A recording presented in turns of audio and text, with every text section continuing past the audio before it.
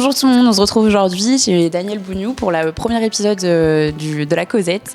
Et on va parler aujourd'hui de Aragon, dont M. Bougnou est spécialiste. Bonjour M. Bougnou.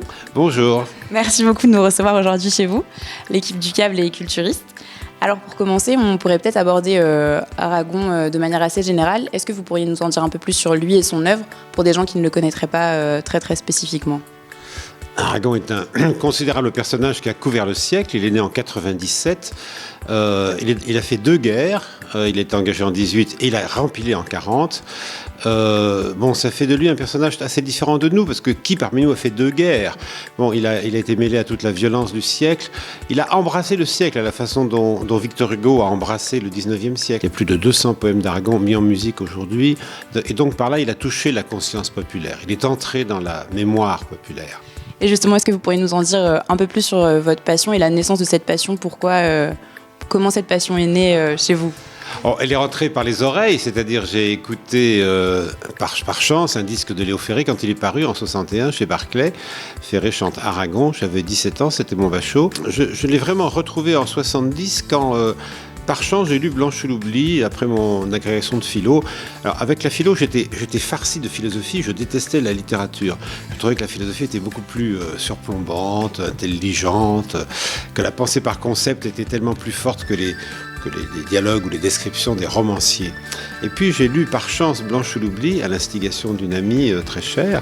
Et Blanche l'oubli m'a été un coup de foudre, un coup de tonnerre. On sent très bien la modernité des années structuralistes dans Blanche l'oubli, qui est racontée du point de vue d'un vieux linguiste un peu décadent, un peu marginal. Cette histoire m'a infiniment touché.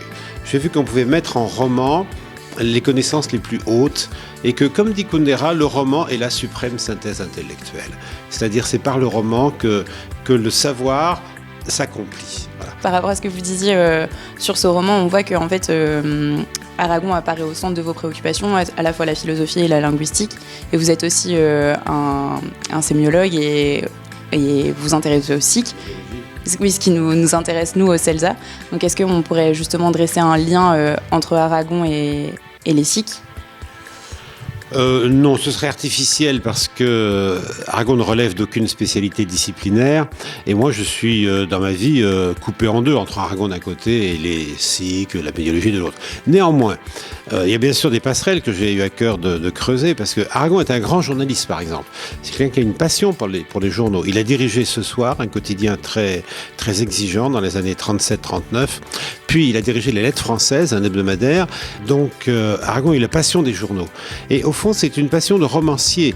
Le journal dit l'événement, comme le roman dit l'événement, d'une autre manière, bien sûr. Mais le journal ou le journaliste en Aragon a nourri le romancier et le poète.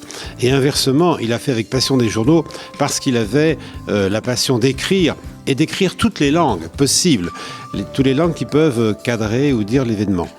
Et puis, puisqu'avec Régis Debray, je me suis occupé de médiologie, j'ai pensé que... Alors, qu'est-ce que c'est que la médiologie ? C'est l'étude du médium, c'est-à-dire à la fois des médias, et en même temps de l'enveloppe organisatrice autour des faits symboliques. C'est-à-dire ce qui fait qu'il y a une transmission, par exemple. Alors, le médium de la transmission, c'est par exemple l'école, mais ça peut être bien autre chose, un parti comme le Parti communiste.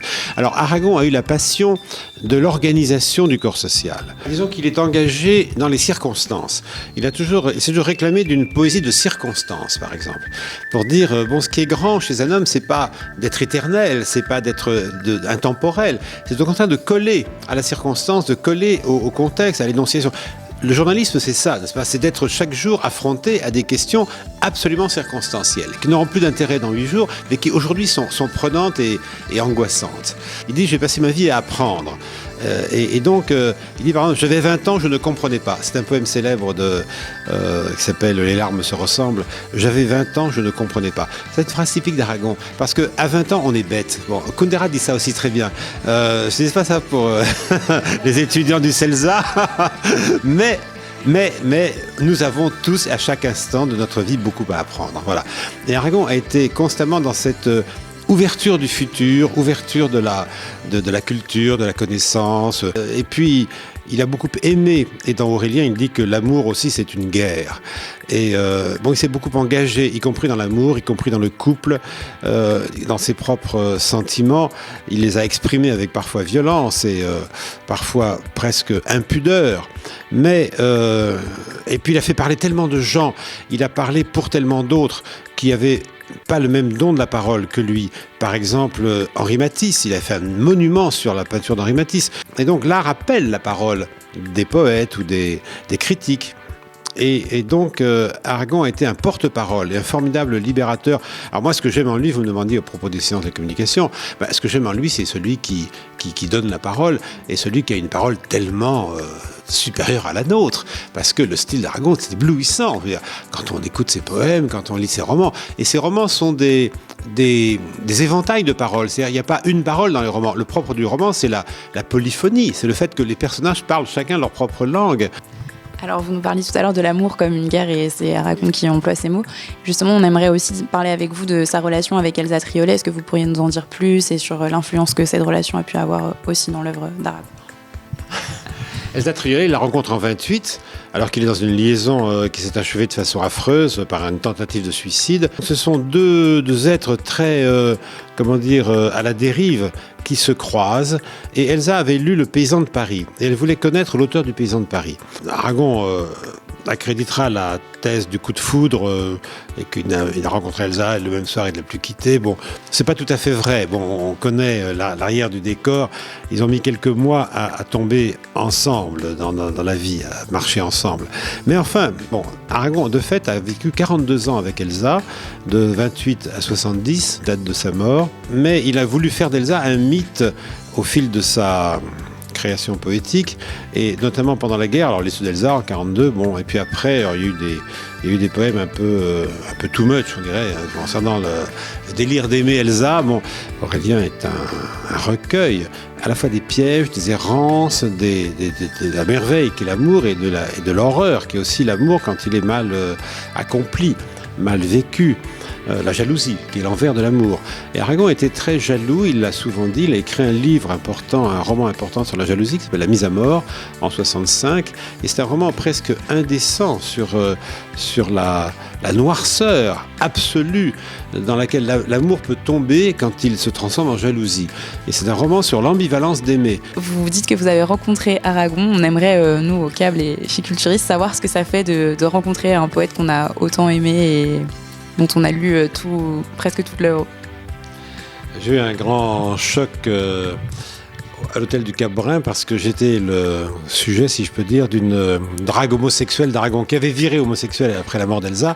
Et il m'a entraîné dans sa chambre. Il y a eu un épisode absolument hallucinant que je raconte, que j'ai mis sur mon blog. Et donc je vous y renvoie. Ça s'appelle Pour ne pas oublier Castille.